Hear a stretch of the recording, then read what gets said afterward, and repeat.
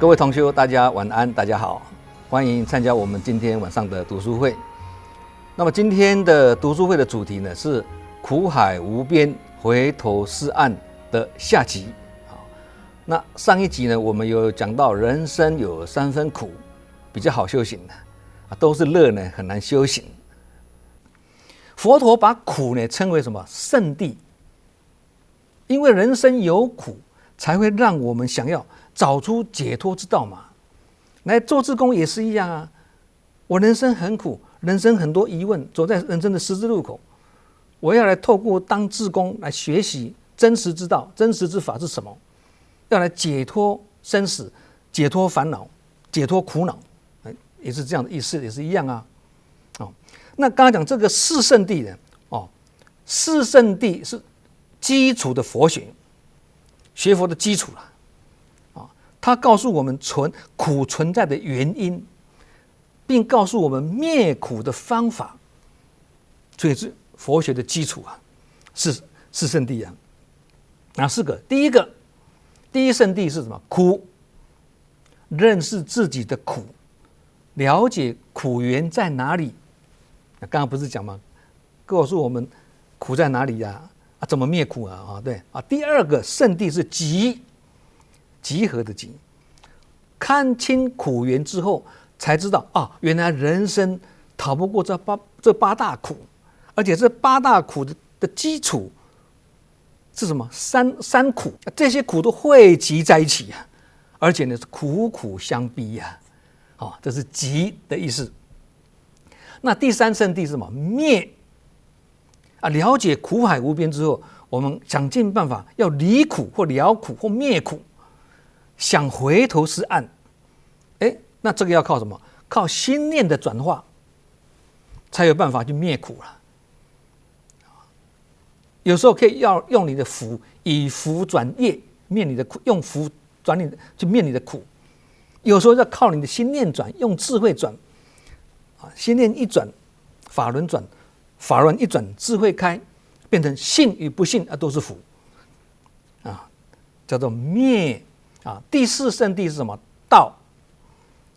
我们一生当中糊里糊涂跑错方向，空忙一场，一直往外求，走了很多冤枉路，也吃了很多的苦头。后来才发现说，原来让我们转苦为乐的正确方法，不是往外求，是往内求啊！以前有讲过嘛，外求是外道嘛，内求才是正道嘛。对，以前我们有讲过，这才是解脱苦的要领跟方法。所以这个方法就叫做道。以上4个就是学佛4圣谛苦集灭道的道理。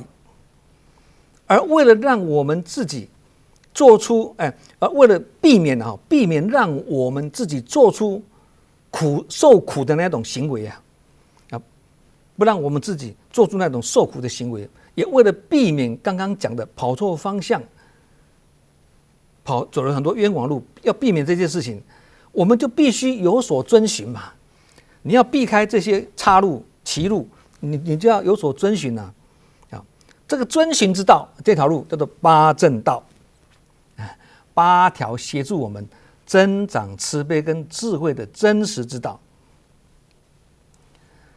生命中成长要看得见，学习是关键唯有不断的透过学习，才能面对各种不同的挑战跟考验。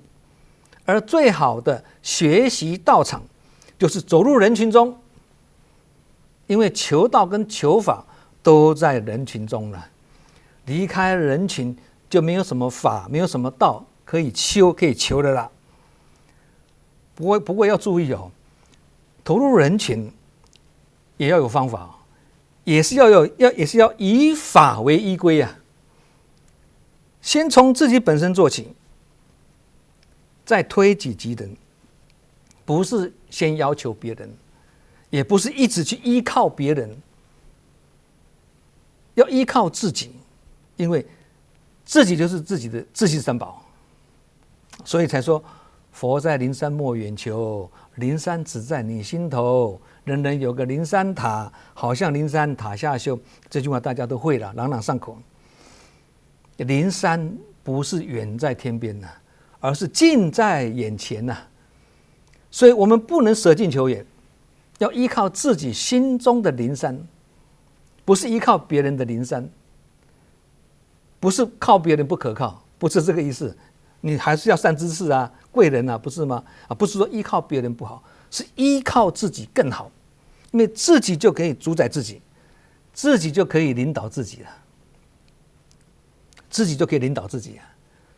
佛陀曾经开示一句非常耐人寻味的话，佛陀说什么？作为我的弟子，不要太依赖我的领导，讲这句话作为我的弟子，不要太依赖我的领导。佛陀讲这句话，那有人可能会质疑不是要追随名师吗？学佛不是要追随名师吗？不是要亲近善知识吗？怎么佛陀却要他的弟子们不要太依赖他的领导呢？这样是不是有矛盾啊？没有矛盾。佛陀的意思是要依法，不要依人呐。人终有一天会不在，但法是历久弥新的，恒古今不变的。所以不是教师不重要了，是教法更重要。这个观念要理清楚。佛陀80岁的那一年呢，在竹林村最后的雨季的这个安居其中生病，佛陀患了严重的腹泻。那时因为当地饥荒，只有阿难随侍在侧。眼看佛陀生病了旁边又没有其他人，只有阿难一个。那阿难尊者就很担忧又很惶恐，但是想到说，哎呀，佛陀都还没有对比丘们有任何的遗教的意思了，应该不会很快的入灭。阿难很担心佛陀入灭当中没有做最后的开示想到这样，应该还没有讲，应该不会这么快入灭，所以安心了很多。等到佛陀的病好转之后呢，可以走出房间的时候呢，阿难就放下心了，并且把刚刚自己想的这些东西去告诉佛陀佛陀听了呢，就回答阿难很重要佛陀就讲：阿难，我对大家的教导一向是毫无保留的，大家还期待我留下什么指示呢？如来讲自己如来从不以自己为领导者，从不认为自己是领导者，只有自认为是领导者才会留下遗命。我已经老了，80岁的身体大家不能一直想依靠我，应当依靠自己，依靠法，除此之外没有其他好依靠的了。还没有完佛陀继续讲那怎样才是依靠自己，怎样才是依靠法呢？佛陀也有会给答案也就是努力在自己的身体感受心念想法也就是什么身受心法上去专注的觉察，要以这样子的方式来内观，来止息一切的忧悲苦恼。还没有完我入灭后能够这样修行的人，一定能够达到最高的成就，这样就是我真正的弟子的啦。以上这个是佛陀的开示，对阿难的开示。这个身受心法就是指什么？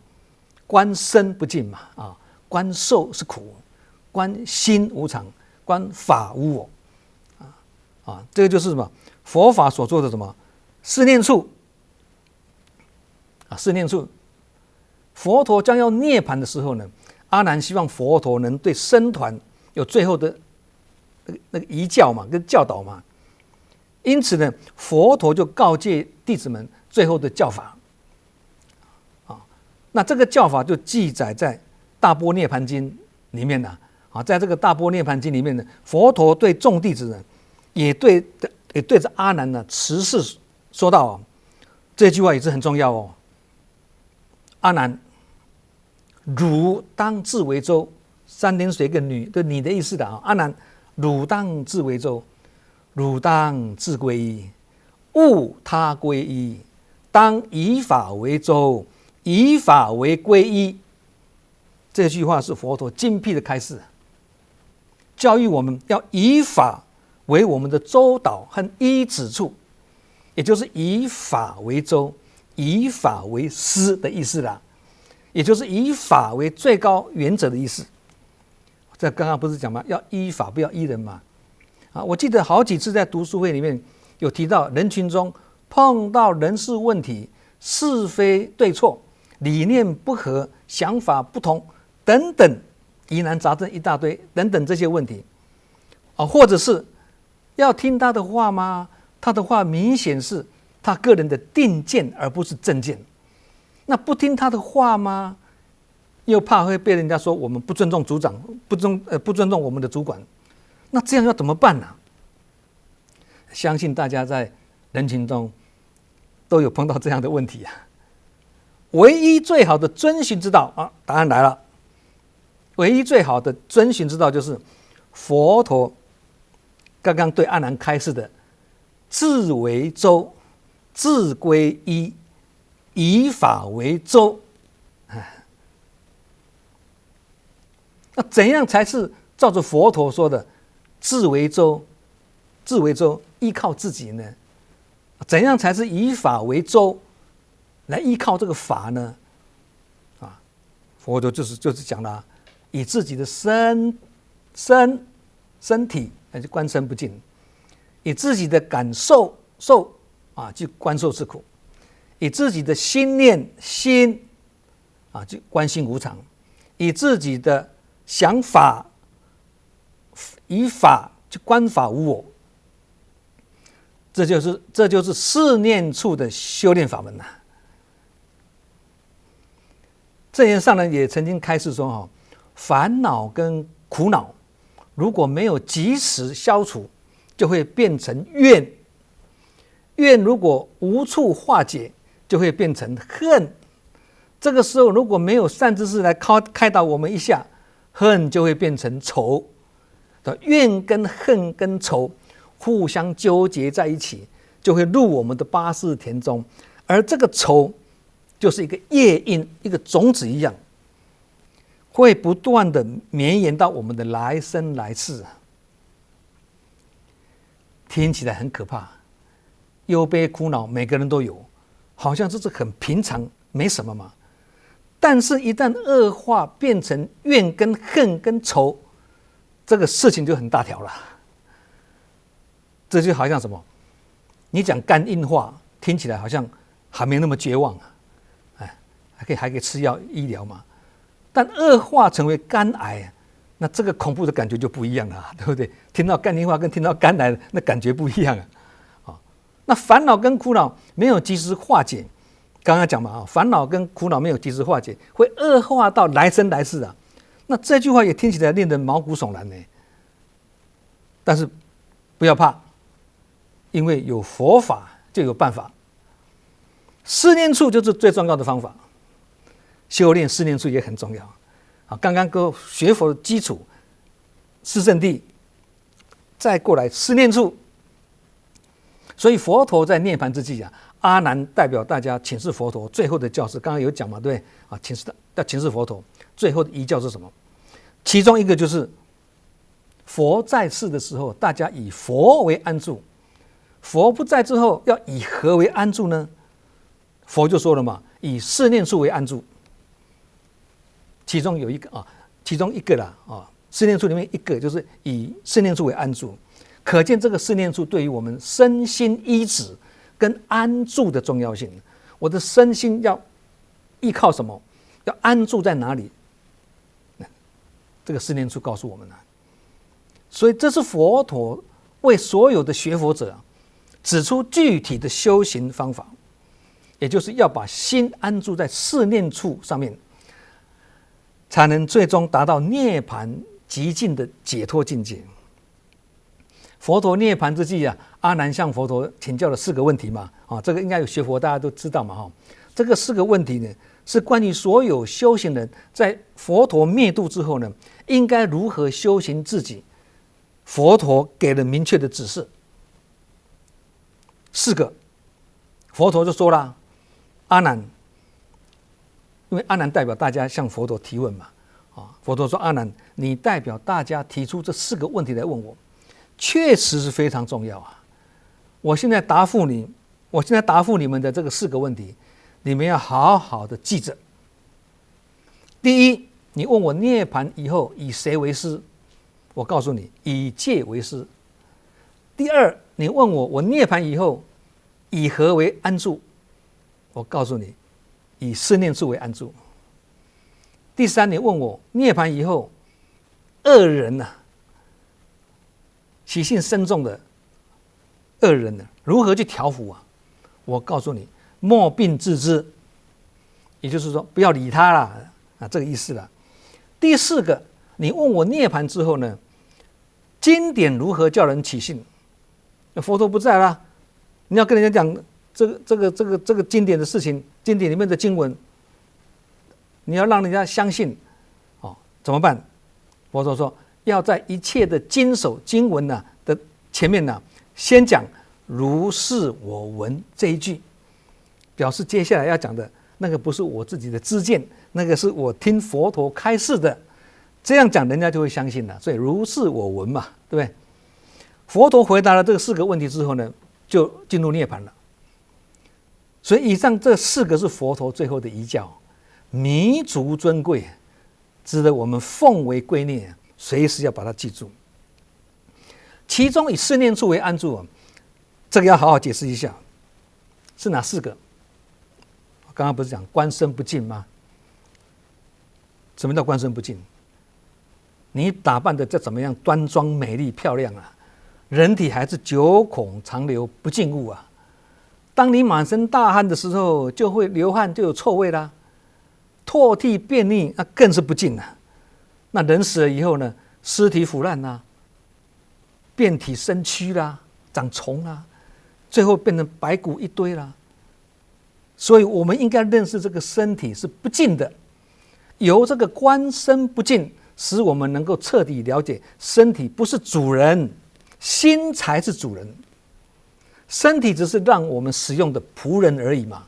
所以圣严上人才讲，身体有使用权，但是没有所有权嘛，意思就是这样子嘛。所以如果心能够做主的话，那就无所不安了心中有主人就不会六神无主啦，事事做得了主心就不会不安好，第2个，观受是苦。这个受不单单是指一般身体的感受，这个是很肤浅的。这个受呢是很广泛的，这更是指我们心理上的感受，心理上的感受比较无形的，不是身体上的那种感受。那心理上的感受是什么？就是什么？执着跟负担得到了也是会苦，担心失去，失去了更苦，因为不能天长地久。苦受固然是苦乐受呢不是很快乐吗？但是到最后也是乐极生悲也是逃不了苦所以能了解到观受是苦就不会对外面的境界起攀缘的心，不管是顺的、逆的、喜的、悲的这样就能心不为之所动，也就是我们过去常常讲的嘛，对境不起心，对境无心的意思啦。那这样就不会不安或痛苦了嘛。你不跟他对号入座意思是这样子你对号入座你就苦啦，你不理他，他对你没有作用了嘛。第3个，观心无常我们的念头就像什么流水一样无时无刻不在流动。现在这个时候我们感觉的好的东西，下一刻可能感觉的不好了。昨天还看得很欢喜很喜欢的事情，今天看得很讨厌。昨天还坚持要做的事情，今天自己就否定了，自己否定自己。昨天还在一日不见如隔三秋，今天见面却吵个不休。分开会思念，见面会吵架，那干脆结婚啊，结果呢一结就婚，所以那个婚，结婚的婚不是女之婚吗？对不对？女跟婚吗？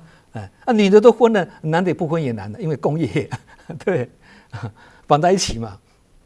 所以不止人生无常，人心也是无常啊。既然观心无常，那就没有什么事情要大惊小怪的啊，要见怪不怪啊，什么事都看开一点，看淡一点啊，就是观心无常啊。好，第四个，观法无我啊。人的一切努力啊，都是为了自己这个我的感觉，我的东西，我的想法，我的家人，我的朋友，我的意见等等，都是我啊！人不为己，天诛地灭。我这句话要好好解释哦。这句话听起来好像很现实，也好像是理所当然，因为大家朗朗上口嘛，对。很多人以为这句话的意思是什么？人如果没有为自己着想啊，不为自己谋名、谋利、谋权啊，那就会怎么样？就会遭到天地的诛杀。这句话的意思不是这样子哦。这句话不是我刚刚讲的那个一般人想的那样子哦，不要误解。很多人动不动就说：“哎呀，人不为己，天诛地灭。”好像是讲好像很有道理。其实这个是错用名言呐，是拿现代的价值观呢去套用名言的意境呢，格格不入啊。但是我们却以为这句话是正确的，不是这样子啊。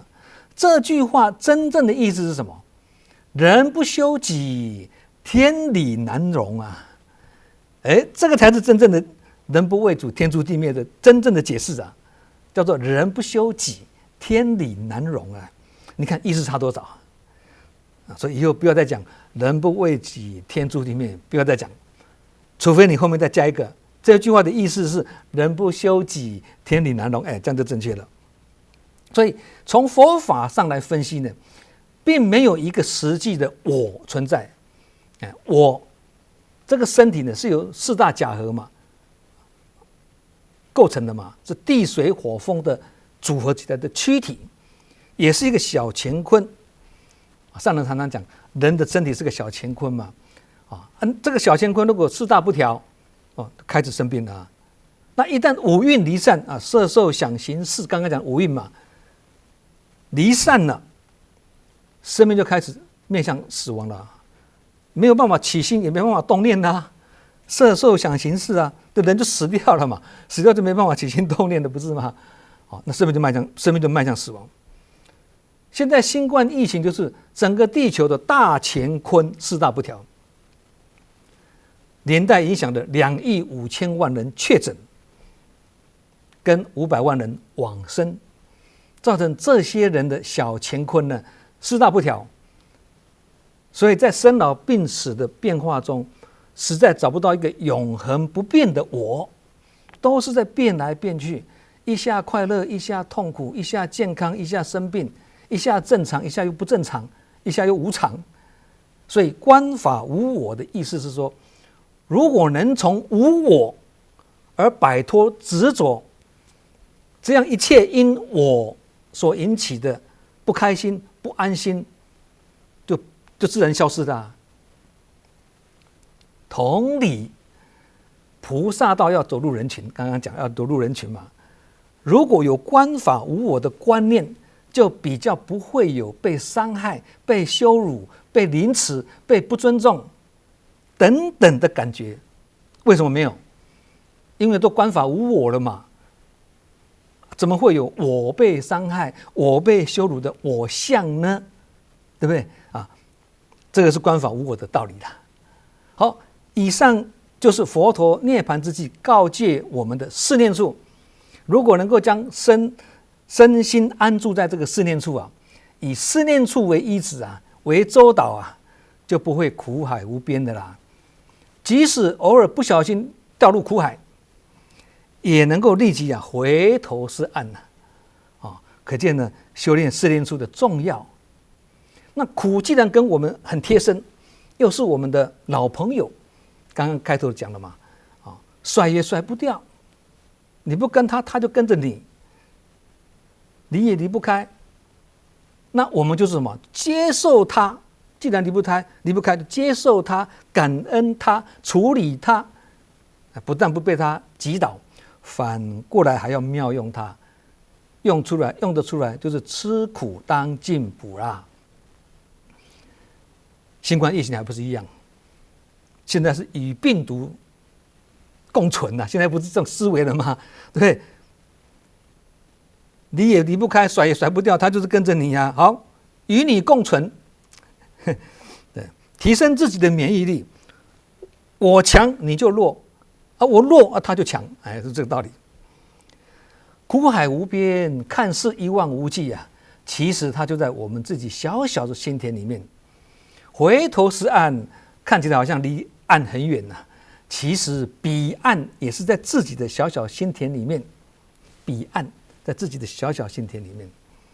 证严上人在《法譬如水》一书里面，这个书里面呢，有提到一句话说：一个人啊，即使言行已经改善了，你的言行已经改善了，但如果心业的种子没有去除的话，业障跟苦报还是无法消除。意思就是说，表面上虽然天天在做志工，天天都在行善，但是没有法入行啊，但是法没有入心，心无正念或私心很重，这样还是一条苦不完的人生路啊！这样就是苦海无边啊！看你法入心，闻法法入心，但是没有化为行动，没有法入行也不可以，用的法闻的法用不出来也不可以。但是你有法入行，你常常去走入人群中去帮助那些人，很好，但是又没有闻法，又没有法入心，也不行啊！所以这两个都要心行平等的意思了哈。所以呢，不是只有做志工、布施行善就好哦，这样还不够哦，这样只是入中门而已，还要知法脉。入中门是布施行善、广结善缘呐。知法脉呢是什么？深入经藏，智慧如海，才会心存正念，不离正法。那入中门又知法脉，那才是福慧双修，这样才能够找出苦源，并且用智慧、用佛法去化解它。所以正念跟正心的培养非常重要，偏差的观念要以正觉来导正，否则会迷来烦恼生啊！不怕杂念起，只怕正觉迟。正觉一起，则觉来烦恼除。迷跟觉也是一个念头的转换而已啊。同理，要继续沉沦在苦海无边，还是要及时回头是岸，也是一念之间。所以要赶快找到人生正确的目标。只要找到路，不怕路遥远。这近似语讲的，最怕是努力跑错方向，在不正确的轨道上呢加速迈进，最怕是这样子啊！这个等你发现的时候，再回头已百年身啊！